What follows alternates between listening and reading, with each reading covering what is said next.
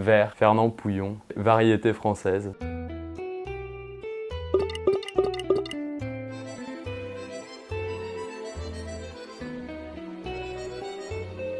Être architecte, c'est résoudre des problèmes toute la journée. Un bâtiment, c'est plein de petites choses qui fonctionnent ensemble et le quotidien, voilà, c'est de résoudre tous ces problèmes sur ces petites choses. Une fois qu'on a passé le dessin et la conception du bâtiment. Je conçois des espaces et ensuite je suis les chantiers pour la bonne réalisation de ces espaces.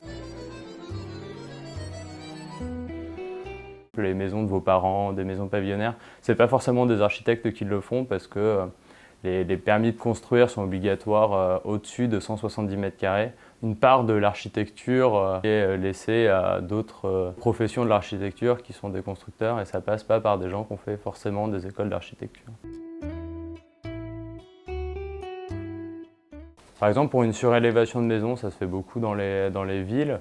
Donc on va surélever des maisons. Donc d'abord, on va rencontrer le client pour essayer d'évaluer ses besoins. Il va nous dire, bah voilà, donc nous on a 2 chambres, une cuisine, une salle de bain et j'aimerais bien avoir un salon plus grand ou une 2e chambre. Donc on voit comment on peut le faire, quel est son budget et quelles sont les règles d'urbanisme qui permettent de surélever sa maison ou pas. Après on commence à dessiner le projet, donc ça marche par phase et on fait de nombreux échanges.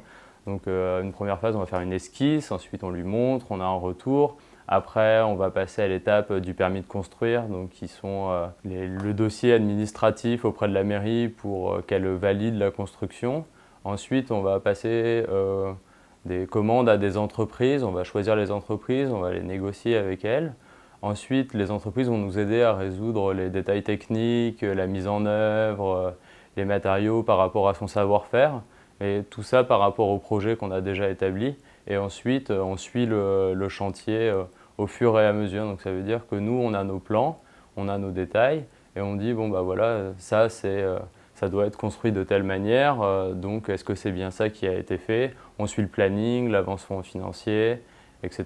jusqu'à la livraison du bâtiment. Je travaille dans un bureau en open space, donc avec des collègues architectes. Et une fois par semaine, je suis sur le chantier pour suivre le chantier, donc avec des réunions avec les clients. Des fois, je vais visiter les entreprises qui ont fait des prototypes pour le bâtiment, ou alors on va être en réunion avec encore d'autres corps de métier. Donc, on est à l'agence, sur le chantier, dans les entreprises, on rencontre des politiques aussi, énormément de monde, il faut toujours rencontrer du monde. Les architectes doivent avoir un réseau énorme pour pouvoir faire avancer les projets. L'innovation, la recherche, la création, discuter avec des entreprises, par exemple, savoir qu'est-ce qu'elles peuvent faire, comment on peut travailler avec eux pour concevoir un produit. Moi, ce que j'aime bien aussi dans l'architecture, et c'est aussi pour ça que je fais ce métier, c'est de me dire que je laisse aussi une trace. Ça veut dire que je fais un bâtiment et il va rester dans le temps et il va participer au patrimoine.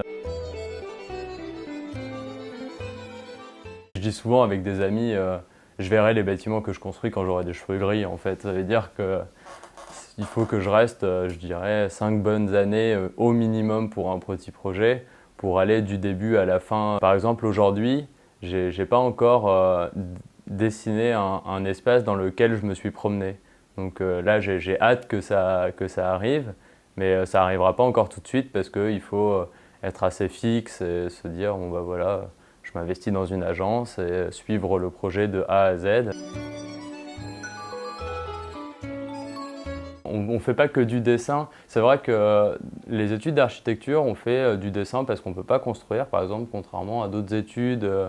Le dessin, ça, je dirais, sur le temps que je passe à mon travail, ça représente 10%. Pour être architecte, il n'y a pas besoin d'avoir fait, par exemple, un bac S ou d'être très bon en maths, d'être un ingénieur dans l'âme et une calculette vivante. C'est du bon sens en fait, voilà. C'est surtout du bon sens et pas du calcul. Il y a des personnes qui sont formées pour faire ces calculs, avec qui on discute. Il faut pouvoir comprendre comment ils le font et avec leur vocabulaire pour pouvoir échanger avec eux, mais ce n'est pas notre job de calculer.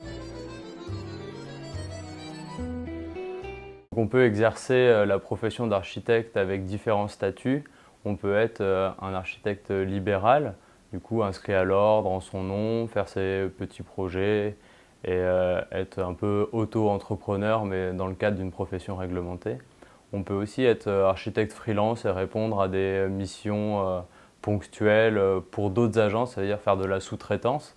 Et on peut aussi être salarié d'une agence avec un contrat en CDD ou en CDI, des avantages sociaux. La moyenne nationale, 3 200 € brut. Après, moi aujourd'hui, ça fait 1 an que je travaille et que je suis sorti de l'école d'architecture et je gagne 2 000 € brut. Ça change très vite et en fait, le travail vient avec les nouvelles lois qui sortent. Par exemple, toute la réglementation thermique liée au développement durable et aux enjeux environnementaux aujourd'hui, ça a donné énormément de travail aux architectes pour réisoler des immeubles, les rendre plus performants. L'âge d'or en fait, des architectes, ça a été la reconstruction après la Seconde Guerre mondiale. Donc il y avait énormément de travail et après, à chaque crise, il y a moins de travail. On ne peut pas savoir s'il y aura du travail dans 5 ans, dans 10 ans, dans 15 ans. En tout cas, il y aura toujours besoin d'architectes parce qu'on crée toujours de nouveaux logements, parce qu'on est toujours plus, on est toujours plus sur Terre, donc il faut pouvoir loger tout le monde. Quand j'étais au collège, je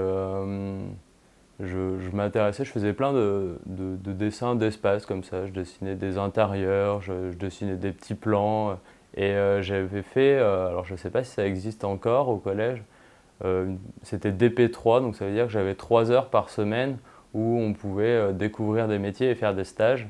Et donc j'avais fait un stage chez une architecte d'intérieur. Après j'ai fait aussi un stage chez un architecte.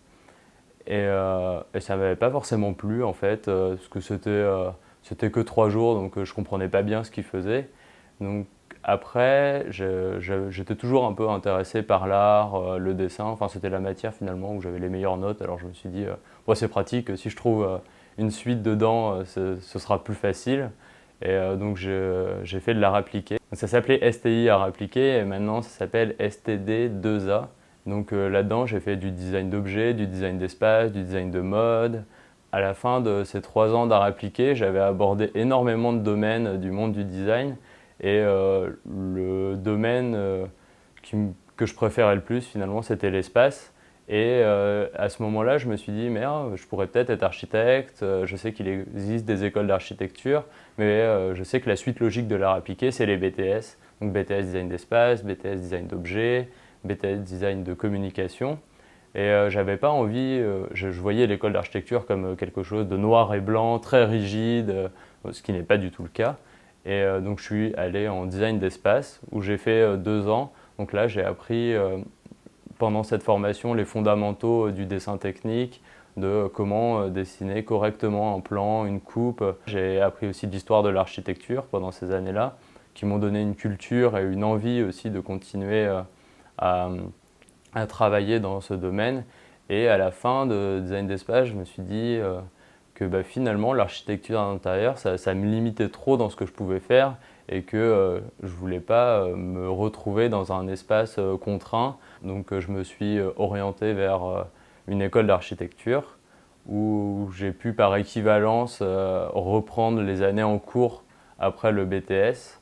Il y avait de la sociologie, de l'histoire de l'architecture, de la structure, de la thermique, de l'acoustique, de la philosophie, de l'anglais. On fait énormément de maquettes, donc il faut aimer découper des morceaux de carton, les coller, trouver il faut être bricolo en fait dans l'âme, alors que finalement une fois qu'on a fini ses études, il n'y a plus vraiment besoin d'être bricolo parce qu'on fait plus de maquettes. Après j'ai fait des stages du coup pendant cette école d'architecture et c'est là où j'ai compris en fait ce que j'allais faire comme métier. J'ai lu un bouquin très intéressant où on disait que pendant l'école, on apprend l'architecture et pendant tout le reste de notre vie, on apprend à être architecte. Et c'est vrai parce que quand j'ai fini l'école, je savais parler d'architecture, mais je sais pas être architecte, je connaissais pas le métier. Est-ce que j'ai envie d'être architecte toute ma vie? En fait, j'aime l'architecture. je ne sais pas si je serai architecte toute ma vie, mais en tout cas, ce que je sais, c'est que je travaillerai dans le monde de l'architecture. Donc, c'est-à-dire qu'avec mon diplôme, il ne m'oblige pas à être architecte, à faire des bâtiments, mais je peux travailler dans des services d'urbanisme, dans des villes, par exemple.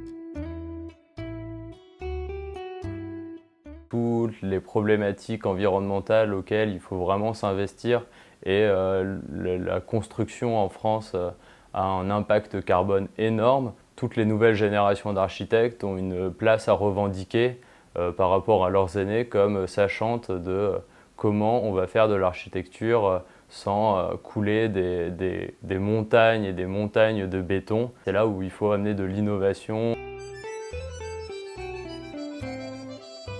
En France, la réorientation, je trouve, c'est quelque chose qui est assez mal vu. Ça veut dire que on est censé savoir au collège, voilà, je vais faire ce métier-là, je vais faire cette étape-là pour faire cette étape-là pour faire cette étape-là, et ensuite arriver à mon métier. Mais dans d'autres pays, par exemple, comme le Canada, changer de voie et se réorienter, c'est quelque chose de très valorisant. Et je pense qu'en France, ça peut le devenir aussi.